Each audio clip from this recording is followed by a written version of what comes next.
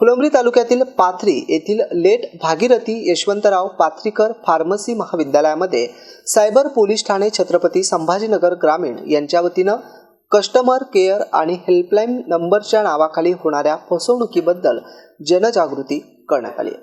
यावेळी cyber police Thane Chhatrapati Sambhajinagar येथील police head constable Santosh Tandale आणि कैलास कामटे तसेच दत्ता तरटे, योगेश मोहीन, महिला अंमलदार शीतल खंडागळे, पूजा म्हस्के यांनी कस्टमर केअर आणि हेल्पलाईन नंबरच्या नावाखाली होणाऱ्या फसवणूक बद्दल कसे सावधानता बाळगावी याविषयी विद्यार्थ्यांना मार्गदर्शन केलं। या फसवणुकीपासून वाचण्यासाठी अनोळखी कॉल्स, मेसेजवर विश्वास ठेवू नका, कोणीही वैयक्तिक किंवा आर्थिक माहिती देऊ नये आणि संशयास्पद वाटल्यास तत्काळ पोलिसांशी संपर्क साधावा असाही सल्ला देण्यात आला।